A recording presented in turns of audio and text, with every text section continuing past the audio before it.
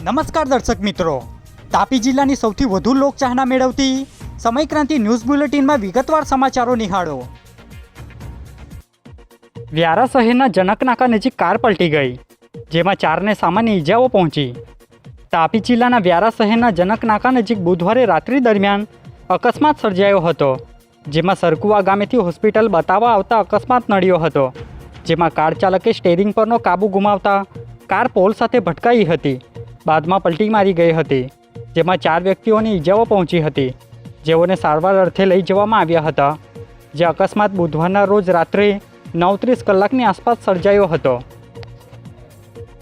વ્યારા શહેરના તળાવ રોડ નજીક સોસાયટીમાં રહેતા તબીબી પિતાએ પુત્ર વિરુદ્ધ ફરિયાદ નોંધાવી।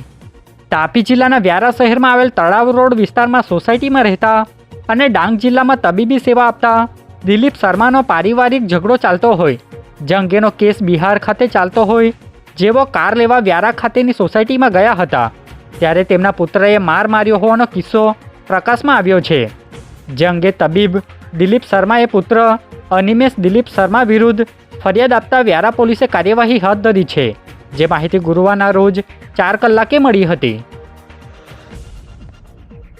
ખુમા ગાંધી શાળાના આચાર્ય દ્વારા ફી બાબતે બાળકોને તડકામાં ઊભા રાખ્યા હોવાની અરજી અપાઈ, જો કે પ્રિન્સિપલે પાયાવિહોણી ગણાવી। વ્યારા શહેરના વિનોદ મિશ્રા દ્વારા તેમના ભત્રીજા અને ભત્રીજીની ફી બાકી હોવાના કારણે ખુમા ગાંધી શાળાના આચાર્ય સેજલ શાહ દ્વારા બાળકોને તડકામાં ઊભા રાખ્યા હોવાના આક્ષેપ સાથે શિક્ષણ અધિકારીને અરજી કરી હતી, જો કે સમગ્ર મામલે આચાર્ય દ્વારા આક્ષેપ પાયાવિહોણા હોવાની જણાવી મીડિયાને ગુરુવારના રોજ 4:30 કલાકે માહિતી આપી હતી। હું સેજલ શાહ શ્રી ખુમા ગાંધી પ્રાથમિક શાળામાં ઇન્ચાર્જ આચાર્ય તરીકે ફરજ બજાવું છું। આજે અમારી શાળા વિરુદ્ધ વિનોદભાઈ વિશ્રાએ જે ફરિયાદ કરી છે, જે આક્ષેપો કર્યા છે, એ તદ્દન પાયાવિહોણા છે।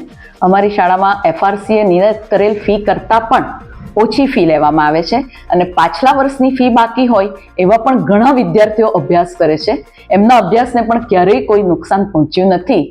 એટલે અમારી શાળામાં ફી બાબતે તો કોઈને કંઈ નુકસાન પહોંચાડવામાં આવતું જ નથી અને આ જેમણે આક્ષેપો કર્યા છે એમના કુટુંબના અન્ય બાળકોને સંસ્થા દ્વારા અગાઉ ફીમાં ઘણી મોટી રકમમાં માફી પણ આપવામાં આવી છે અને તે છતાં પણ આ ભાઈ કેમ આવા આક્ષેપો કરે છે એ મને જરાય સમજાતું નથી અને એમના કુટુંબી અમારી સંસ્થામાં નોકરી કરે છે, એમને પણ માનવતાની રાહે અગાઉ પણ ઘણી રાહતો આપવામાં આવી છે, તે છતાં કેમ એમણે આવું કર્યું એ અમારી સમજમાં આવતું નથી।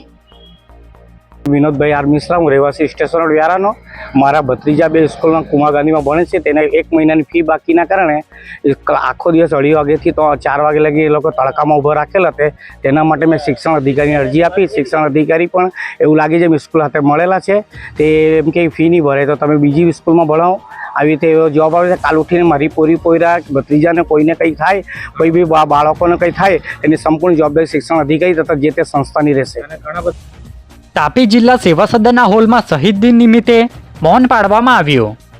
તાપી જિલ્લાના સેવા સદનના હોલમાં જિલ્લા અધિક નિવાસી કલેક્ટર સહિતના અધિકારીઓ તેમજ અન્ય કર્મચારીઓની હાજરીમાં શહીદ દિન નિમિત્તે કાર્યક્રમ યોજાયો હતો, જેમાં 2 મિનિટનું મૌન પાળવામાં આવ્યું હતું, જેમાં જિલ્લાના અધિકારીઓ અને કર્મચારીઓ જોડાયા હતા, જે માહિતી ગુરુવારના રોજ 2 કલાકે મળી હતી। સોંગઢ તાલુકાના ચીમકુવા ગામે લાઇબ્રેરીનું ઉદ્ઘાટન અધિકારીઓ અને પદ અધિકારીઓની હાજરીમાં કરાયું। તાપી જિલ્લાના સોંગઢ તાલુકાના ચીમકુવા ગામે લાઇબ્રેરીનું ઉદ્ઘાટન કરાયું હતું, જેમાં ગામના પંચાયતના ચૂંટાયેલા સભ્યો તેમજ શિક્ષકો સહિતના અધિકારીઓ હાજર રહ્યા હતા, જેમાં વિદેશથી આવેલ વ્યક્તિઓ પણ હાજર રહ્યા હતા। જે લાઇબ્રેરી થકી આજુબાજુના ગામોના બાળકોને લાભ થશે, જે માહિતી ગુરુવારના રોજ 10 કલાકે મળી હતી।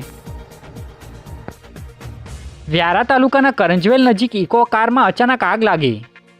તાપી જિલ્લાના વ્યારા તાલુકાના કરંજવેલ ગામે ઇકો કારમાં અચાનક આગ લાગી ગઈ હતી, જે આગ શોર્ટ સર્કિટથી લાગી હોવાનું અનુમાન કરવામાં આવી રહ્યું છે, જો કે આગમાં સદનસીબે કોઈ જાનહાનિ થવા પામી ન હતી, જેમાં કાર ચાલકે સમય સૂચકતા વાપરતા કોઈ જાનહાનિ થઈ ન હતી, જે માહિતી ગુરુવારના રોજ 5 કલાકે મળી હતી।